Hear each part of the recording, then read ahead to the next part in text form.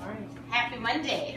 So Bree was charged last night, but I'm going to go ahead and run Huddle, and I'll let her chime in if there's any updates. So we'll start with kudos. Do you want to share that kudos? Sure, yeah. So I just put up there Darius. He just always has such a great attitude, and patients just love him, and he's just always jumping in and anything we need help with. And then Megan, someone wrote up there for just awesome charge all weekend long.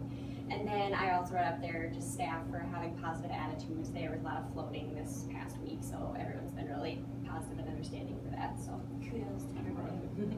Awesome. So yes, our census is a little low this morning. Our census is 10. We're at class. Do we have Kelsey coming in at 11 a.m.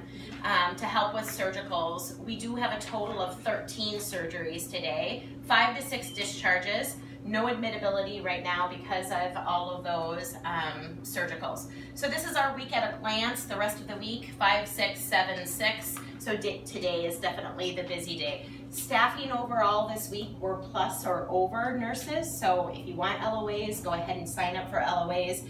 The only place we're short all week is Saturday and Sunday. We're short a nurse. That may vary depending on what the census is over the weekend, but that is one open shift. No ROBs, no sitters. It looks like room 60 and 52 are the rooms to just be aware of with bed alarms. From a safety perspective, falls, pressure ulcers, C. diff, CODI, any violent patient or behaviors, patient family experience issues, all in the green. There was an issue, I think, though it's not marked here, with room 28. I don't know who has 28 today. There was a housekeeping issue that they were a little unhappy with, and so my name is up on their board, and I'll be following up with that patient. So if you have that patient, just know that I will connect with the patient. From an equipment supplies, we do have a couple things to mention with equipment and supplies. One, there was a question last week. We think that some of our draggers aren't connecting into Excellion, like if you're trying to transport information, and I think it might be stuff that we've just lived with, even though they've been broken for a while. If you find that, we would like a work order to go in for that so we can get it fixed. Just so you're aware, the coffee pot is still broken down in the H7200 pod. Dawn is going to follow up on that today.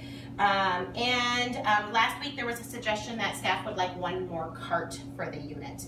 And then I believe we still have one bladder scanner out to be fixed.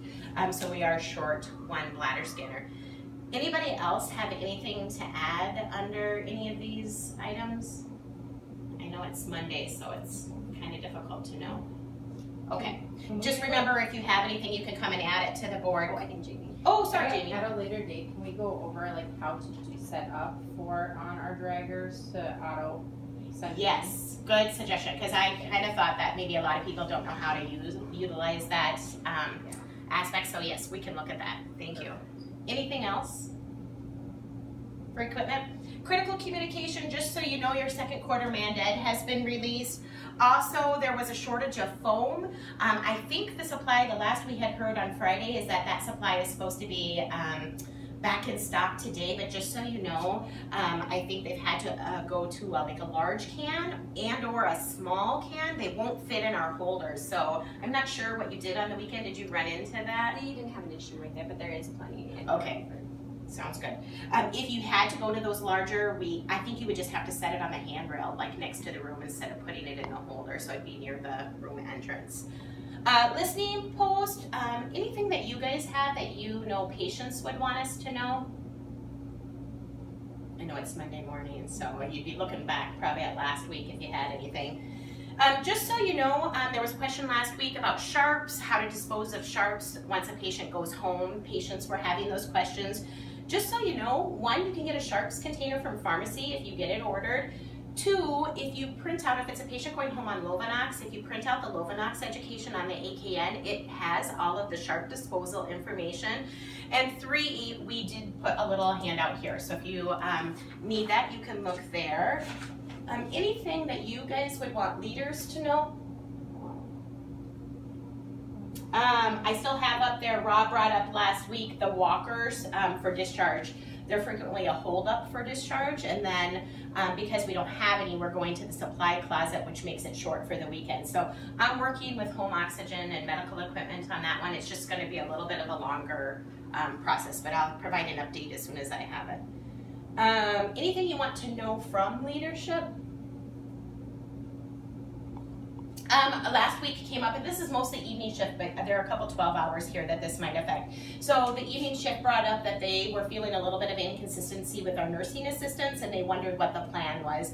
And just so you know, we do have a couple nursing assistants that are going to be gone for a leave of absence, and they may be gone for a while. So that was really great feedback. We're going to be working with the flow pool to see if we can't pre-schedule some nursing assistants, especially on evenings.